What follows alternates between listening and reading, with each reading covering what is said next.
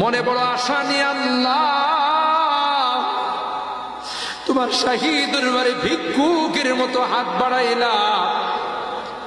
তুমি যদি ক্ষমা না করো, কে আমাদেরকে ক্ষমা করবে?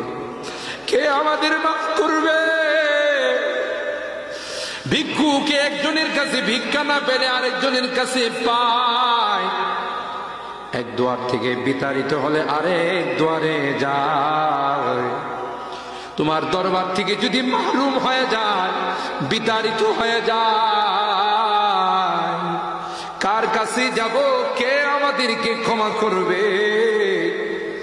মালিক রে, কাঙ্গালের মতো হাত বাড়াইলাম, তাওবা করতেছি, আর জীবনে কোনোদিন নামাজ ছাড়ব না, আর জীবনে কোনো গুনাহ করব না,